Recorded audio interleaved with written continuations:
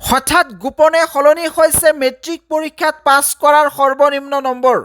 Assam state school education বোৰ্ডে এই notice প্ৰকাশ কৰিছিল আৰু এই নোটিছত স্পষ্টকৈ উল্লেখ আছে যে ছাত্ৰ ছাত্ৰীয়ে মেট্ৰিক পৰীক্ষাত উত্তীৰ্ণ হ'বলৈ হ'লে MCQত মিনিমাম 13 মাৰ্কছ পাব লাগিব আৰু থিয়ৰীত মিনিমাম 13 মাৰ্কছ পাব লাগিব আৰু ইণ্টাৰনেল এছেছমেণ্ট MCQৰ কাৰণে মিনিমাম 2 মাৰ্কছ আৰু ডেছক্ৰিপটিভ পাৰ্টৰ বাবে মিনিমাম 2 মাৰ্কছ পাব লাগিব। কিন্তু হঠাৎ গোপনে এই নিয়মটো সলনি হৈছে। কি সলনি হৈছে সবিশেষ তোমালোকে এই ভিডিঅ'ৰ জৰিয়তে জানিব পাৰিবা। প্ৰথমতে জানি লোৱা যে এই নোটিছত আচলতে কি কৈছে। 5 নম্বৰ পইণ্টত কোৱা হৈছে students have to secure pass marks in both MCQ and descriptive questions separately. 50% of internal assessment marks will be added with the marks secured in MCQ and remaining 50% with the marks secured in descriptive questions.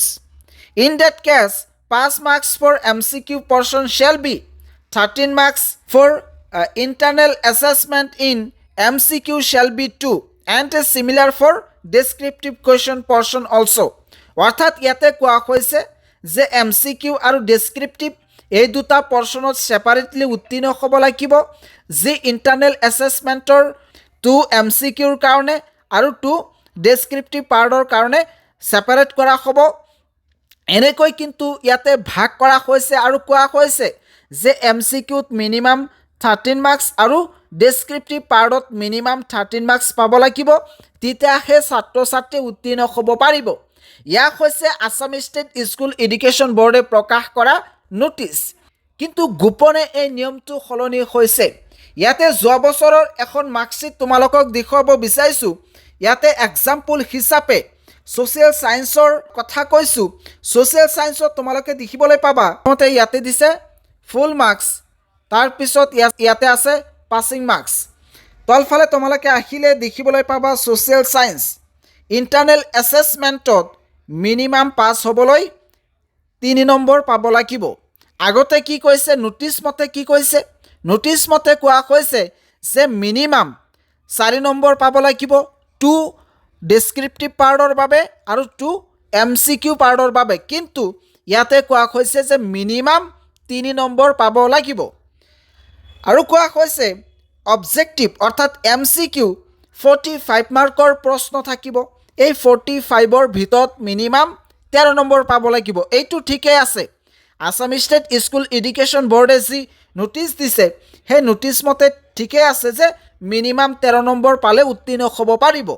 কিন্তু changes আহিছে এই descriptive পাৰ্টত, অৰ্থাৎ যি 2-3 মাৰ্কৰ প্ৰশ্নৰ উত্তৰ লিখিব লাগে ইয়াতে চেঞ্জেছ হৈছে। ইয়াতে 45 মাৰ্কৰ প্ৰশ্ন থাকে। এই 45 মাৰ্কৰ প্ৰশ্নৰ ভিতৰত মিনিমাম 14 নম্বৰ পাব লাগিব। আছাম ষ্টেট স্কুল এডুকেশ্যন বোৰ্ডে প্ৰকাশ কৰা নোটিছ মতে এই ডেছক্ৰিপটিভ পাৰ্টত মিনিমাম 13 নম্বৰ পালে উত্তীৰ্ণ হ'ব লাগিছিল। কিন্তু যি মাৰ্কশ্বিট আছে সেই মাৰ্কশ্বিটত ইয়াৰ ওলোটা কৈছে। ইয়াতে কোৱা হৈছে যে মিনিমাম 14 নম্বৰ পাব লাগিব। ইয়াৰ কিন্তু গোপনে চেঞ্জেছ হৈছে। ইয়াৰ কাৰণে আছাম ষ্টেট স্কুল এডুকেশ্যন বোৰ্ডে কোনো ধৰণৰ নোটিছ দিয়া নাই আৰু এয়া হৈছে যোৱা বছৰৰ মাৰ্কশ্বিট। এনেদৰে কিন্তু চেঞ্জেছ আহিছে। সেইদৰে তোমালোকে জেনেৰেল মেথমেটিক্সত দেখিবলৈ পাবা ইণ্টাৰনেল এছেছমেণ্টত মিনিমাম 3 নম্বৰ পাব লাগিব। সেইদৰে MCQত মিনিমাম 13 মাৰ্কছ আৰু ডেছক্ৰিপটিভ পাৰ্টত মিনিমাম 14 মাৰ্কছ পাব লাগিব।